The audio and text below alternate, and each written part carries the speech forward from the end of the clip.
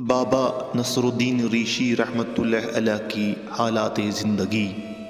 بسم اللہ الرحمن الرحیم۔ پیارے دوستو، حضرت بابا نصرالدین ریشی رحمۃ اللہ علیہ جناب علمدار کشمیر شیخ العالم شیخ نور الدین نورانی کشمیری رحمۃ اللہ علیہ کے چوتھے خلیفہ تھے۔ بابا نصرالدین ریشی رحمۃ اللہ علیہ جب بہت چھوٹے تھے تو انہیں ایک خطرناک بیماری لاحق ہو گئی تھی، اور وہ قے یا الٹی کی بیماری تھی۔ جو کچھ بھی آپ کھاتے وہ قے کر کے واپس چھوڑتے تھے، اور کچھ بھی آپ کو ہضم نہیں ہوتا تھا۔ ان کے والدین بڑے امیر اور دولت مند لوگ تھے، اس لیے ان کا علاج معالجہ پر کافی دولت خرچ کی تھی، لیکن فضول اور بے سود۔ وہ کسی دوائی یا کسی تدبیر سے اچھا نہیں ہو جاتے تھے، بلکہ بمصداق مرض بڑھتا گیا جوں جوں دوا کی۔ آخر جب اس کے والدین اس سے مایوس ہو گئے اور وہ بستر پر پڑا رہا، تو ایک رات کو اس نے خواب میں بزرگوں کی ایک جماعت کو دیکھا، جن میں ایک مرد بزرگ خضر پہنے ہوئے نظر آیا، جو نہایت معظم و مکرم اور پر نور تھا۔ اس نے ایک شخص سے پوچھا کہ یہ کون لوگ ہیں؟ اس شخص نے جواب دیا کہ یہ بزرگان ابدالوں کی جماعت ہے۔ انہوں نے پھر پوچھا کہ ان میں وہ مرد نورانی کون بزرگ ہے؟ اس شخص نے جواب میں کہا کہ یہ ہے ولی اکمل جناب شیخ العالم شیخ نور الدین نورانی رحمۃ اللہ علیہ، جو آج کیموہ کی گفا میں گوشہ نشین ہیں۔ دراصل انہی کی دعا سے تمہاری بیماری دور ہو جائے گی اور تم ضرور شفا پاؤ گے۔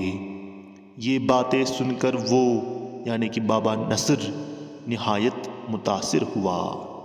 جب بابا نصر نے اپنے مرض کا طبیب پایا تو گھر کے لوگوں سے خواب بیان کیا۔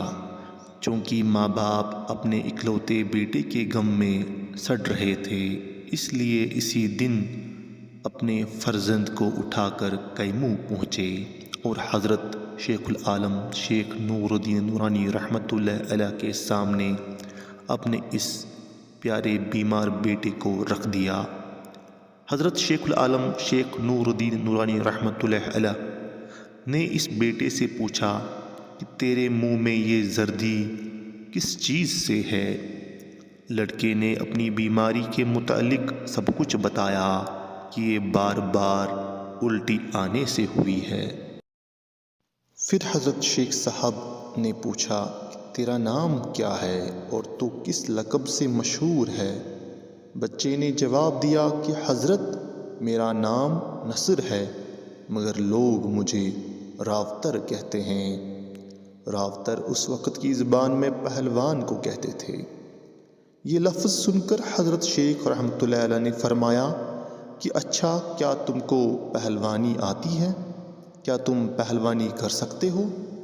لڑکے نے جواب دیا کہ ہاں، کیوں نہ کر سکوں، اگر پیر کامل کی مدد شامل ہو تو پہاڑ کو بھی اٹھا دوں گا۔ اس گفتگو کے بعد حضرت شیخ رحمۃ اللہ علیہ نے خادموں کو حکم دیا کہ کھانا لاؤ۔ جب کھانا سامنے رکھا گیا تو بیمار لڑکے سے فرمایا، آؤ نصر، سیر ہو کر کھاؤ۔ لڑکا آگے بڑھا اور کھانے پر ٹوٹ پڑا، سیر ہو کر کھایا اور آرام سے ہضم کیا۔ اس کے بعد جو کچھ بھی کھاتے اس کو مزے سے ہضم کرتے تھے۔ لڑکے نے شفا پائی اور تندرست ہو گیا۔ اس کے بعد حضرت بابا نصر نے والدین کو رخصت کیا اور کہا کہ جاؤ، میں نے اپنا طبیب پا لیا ہے۔ والدین نے سخت اصرار کیا، عجز و زاری سے رو رو کر اس کو گھر آنے کے لیے کہا، لیکن وہ تھے کہ وہاں سے نہیں ٹلے۔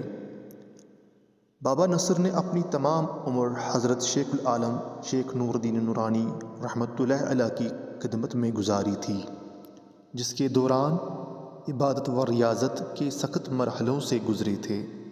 وہ حضرت شیخ رحمۃ اللہ علیہ کی خدمت سے لمحہ بر نہ ہٹتے اور ان کی صحبت سے دور نہیں رہ سکتے تھے، یہاں تک کہ وہ جناب شیخ العالم رحمۃ اللہ علیہ کے رازدار بلکہ محل اسرار بن گئے تھے۔ حضرت شیخ رحمۃ اللہ علیہ بھی ان سے محبت اور ارادت رکھتے تھے۔ کشمیری اشعار میں خطاب جو سب کے سب حکم اور اسرار ہیں اکثر حالات میں ان سے ہی ہوا کرتا تھا، وہ ان کے قریب تر تھے۔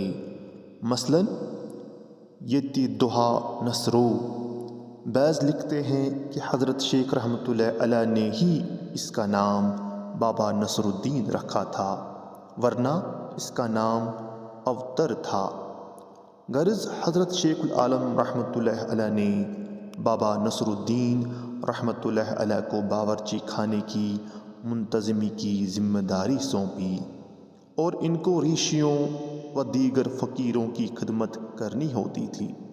اس طرح حضرت بابا نصر رحمۃ اللہ علیہ باورچی خانے کے منتظمی کا کام انجام دیتے، ریشیوں فقیروں کے علاوہ آنے والے زائروں اور خادموں کی دل و جان سے خدمت کرتے تھے۔ وہ حضرت شیخ العالم رحمۃ اللہ علیہ سے سلوک کی تربیت پاتے رہے اور روحانیت میں ان کا درجہ بڑھ گیا تھا۔ وہ ایسے نفس کش بن گئے تھے کہ جو کی روٹی پک جاتی تھی مگر وہ ساری کی ساری بانٹ دیتے تھے اور خود پانی میں تھوڑی سی راکھ ملا کر پیتے تھے۔ دوستو، ایک دن حضرت شیخ رحمۃ اللہ علیہ کے پاس ایک مرید شکایت لے کر آیا کہ بابا نصر الدین رحمۃ اللہ علیہ خود تو دودھ پیتے ہیں اور ہمیں جنگلی ساگ کھلاتا ہے۔ حضرت شیخ رحمۃ اللہ علیہ نے فرمایا کہ جب وہ دودھ پینے لگے گا تو تم دودھ کا پیالہ اس کے ہاتھ سے چھین کر میرے پاس لے آنا۔ شام کو جب روزہ کھولنے کا وقت آیا تو اس آدمی نے بابا رحمۃ اللہ علیہ کے ہاتھ سے دودھ کا پیالہ چھین لیا اور اس کو حضرت شیخ العالم رحمۃ اللہ علیہ کی خدمت میں پیش کیا۔ حضرت شیخ العالم رحمۃ اللہ علیہ نے اس سے کہا کہ یہ دودھ کا پیالہ تم میرے سامنے پی لو۔ جب اس شخص نے اس میں سے ایک گھونٹ پی لیا تو اس کا منہ اور گلا اس کی کڑواہٹ اور گرمی سے جل گیا۔ حضرت شیخ رحمۃ اللہ علیہ نے بابا نصر الدین رحمۃ اللہ علیہ کو بلایا اور ان سے پوچھا کہ یہ کب سے پیتے ہو؟ انہوں نے عرض کی کہ جب سے اس درگاہ میں آیا ہوں۔ تو حضرت شیخ العالم رحمۃ اللہ علیہ نے ان کو حکم دیا کہ آج سے چاول کے ساتھ افطار کرو۔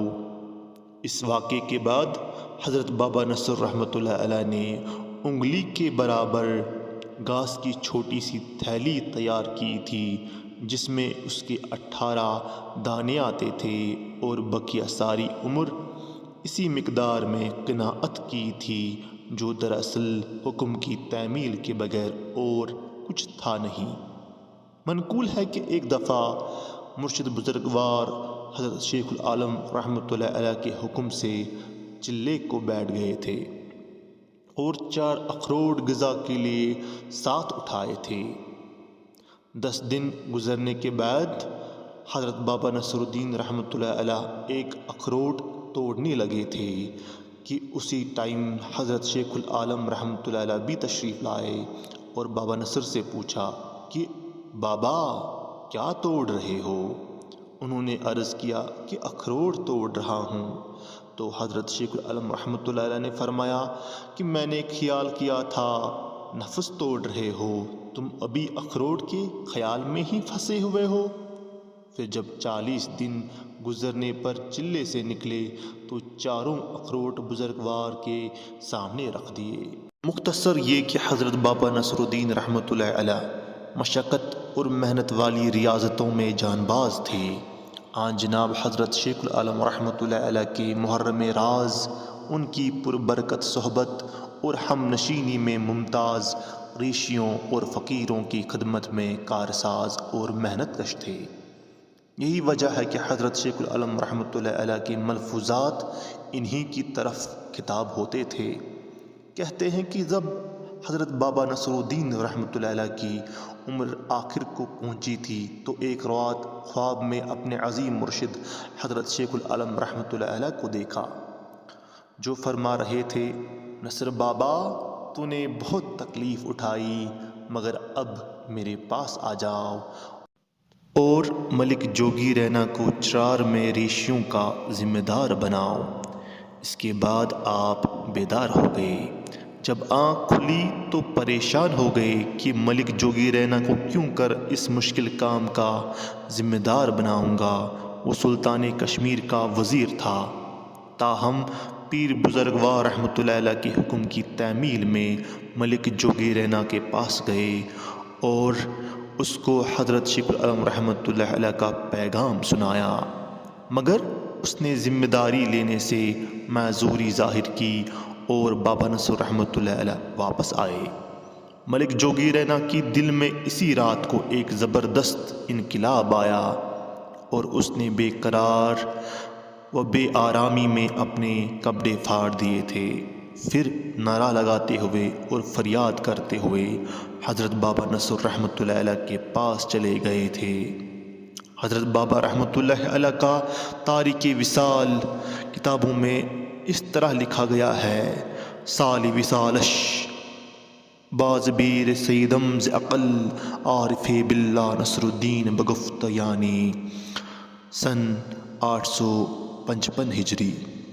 خیر وہاں پہنچ کر ملک جوگی رینا نے دیکھا کہ حضرت بابا نصر رحمۃ اللہ علیہ بستر پر پڑے ہوئے بیمار تھے، لہٰذا وہ تیمارداری کی خدمت میں لگ گیا اور ان کی ایک ہی نظر کرم سے مقام اعلیٰ پر پہنچ گیا تھا۔